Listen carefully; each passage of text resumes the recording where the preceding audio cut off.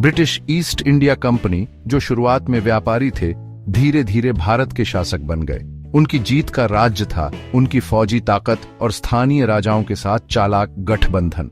18वीं सदी के अंत तक कंपनी ने उपमहाद्वीप के बड़े हिस्से पर कब्जा कर लिया था।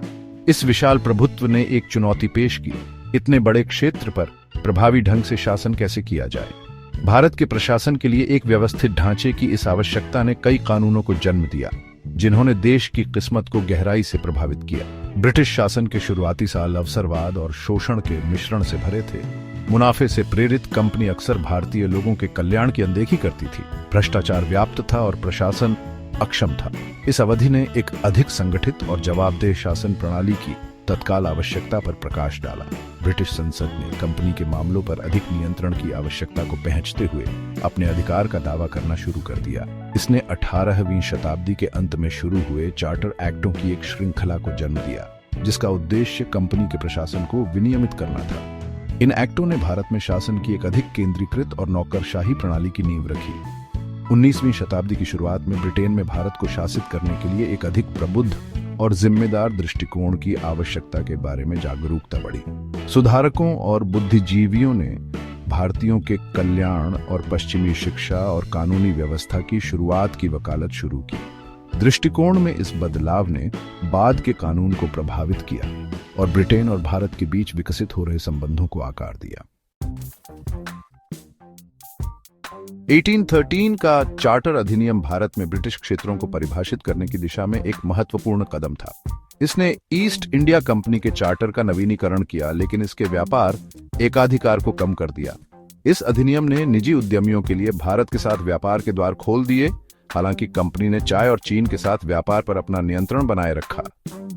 1813 के अधिनियम ने धार्मिक स्वतंत्रता का एक तत्व भी पेश किया, जिससे ईसाई मिशनरियों को भारत में काम करने की अनुमति मिली। इस प्रावधान का उद्देश्य भारत में ईसाई धर्म को बढ़ावा देना था, जो उस समय ब्रिटिश समाज में इंजीलवाद के बढ़ते प्रभाव को दर्शाता है। हालांकि भारतीय समाज के कुछ वर्गों ने इसका विरोध किया, जिन्होंने इसे अपनी धार्मिक परंपराओं के लिए खतरे के रूप में देखा। अधिनियम ने भारत में शिक्षा को बढ़ावा देने के लिए धन भी आवंटित किया। इसने भारतीय आबादी को शिक्षित करने की आवश्यकता के लिए ब्रिटिश संसद द्वारा एक प्रारंभिक मान्यता को चिह्नित किया। यद्यपि भारतीयों के एक ऐसे वर्ग का निर्माण करने की दृष्टि से जो प्रशासन में सहायता कर सके। 1813 का अधिनियम, जबकि मुख्य रूप से वाणिज्य पर केंद्रित था, ने भारत में और सामाजिक और प्रशासनिक परिवर्तनों के लिए आधार तैयार किया। जबकि 1813 के अधिनियम ने कुछ सुधारों की शुरुआत की, लेकिन इसने सत्ता के संतुलन को महत्वपूर्ण रूप से नहीं बदला। ईस्ट इंडिया कंपनी हालांकि अधिक जांच का सामना कर रही थी, भारत में प्रमुख शक्ति बनी रही। आगे ब्रिटिश संसद द्वारा हस्तक्षेप के लिए मंच तैयार किया गया था, क्योंकि वह भारतीय मामलों पर अधिक नियंत्रण स्थापित करना चाहता था। 1833 के चार्टर अधिनियम ने केंद्रीकरण की दिशा में एक निर्णायक बदलाव को चिह्नित किया। इस अधिनियम ने ईस्ट इंडिया कंपनी के व्यापार एकाधिकार को पूरी तरह से समाप्त कर दिया। इसे विशुद्ध रूप से एक प्रशासनिक निकाय में बदल दिया। इसने भारत के गवर्नर जनरल का पद भी बनाया, जो भारत में सभी ब्रिटिश क्षेत्रों पर सर्वोच्च अधिकार के साथ निहित था। यह अधिनियम भारत में ब्रिटिश सत्ता के केंद्रीकरण में एक ऐतिहासिक घटना थी। कलकत्ता में स्थित गवर्नर जनरल प्रशासन का निर्विवाद प्रमुख बन गया, जो एक बढ़ती हुई नौकरशाही की देखरेख कर रहा था। इसने पिछली प्रणाली से एक प्रस्थान को चिह्नित किया, जहां बंगाल, मद्रास और बॉम्बे की प्रेसिडेंसी ने एक हद तक स्वायत्तता का आनंद लिया।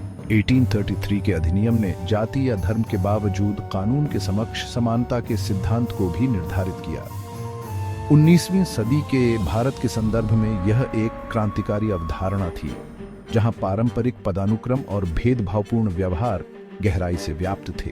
हालांकि इस सिद्धांत का कार्यान्वयन असमान रहा और ब्रिटिश अधिकारियों द्वारा व्याख्या के अधीन रहा। इस अधिनियम ने सती जैसी प्रथाओं को रोककर आगे सामाजिक सुधारों का मार्ग प्रशस्त किया। इसने ब्रिटिश समाज में उदार और मानवीय विचारों के बढ़ते प्रभाव को परिलक्षित किया, जो तेजी से भारतीय रीति रिवाजों को बर्बर और सुधार की आवश्यकता के रूप में देखते थे। हालांकि सती प्रथा के उन्मूलन को भारतीय समाज के रूढ़िवादी वर्गों के प्रतिरोध का सामना करना पड़ा। 1853 के चार्टर अधिनियम ने स्थानीय प्रतिनिधित्व की अवधारणा को पेश किया, यद्यपि सीमित रूप में। इसने भारत में कुछ भारतीय सदस्यों के साथ विधान परिषदों की स्थापना का प्रावधान किया।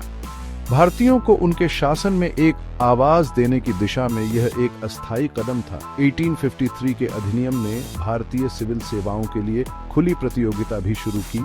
सैद्धांतिक रूप से इस प्रतिष्ठित और शक्तिशाली सेवा को भारतीयों के लिए खोल दिया। यह अतीत से एक महत्वपूर्ण प्रस्थान था जब आईसीएस अंग्रेजों का विशेष संरक्षण था। हालांकि इंग्लैंड में आयोजित परीक्षा प्रणाली ने भारतीयों को एक महत्वपूर्ण नुकसान में डाल दिया। इस अधिनियम ने ईस्ट इंडिया कंपनी के चार्टर का नवीनीकरण किया, लेकिन एक अनिर्दिष्ट अवधि के लिए। ब्रिटिश सरकार के अंततः प्रत्यक्ष नियंत्रण मानने के इरादे का संकेत दिया। 1857 के विद्रोह के मद्देनजर अधिक जवाबदेही के लिए बढ़ती मांगों ने इस संकल्प को और मजबूत किया।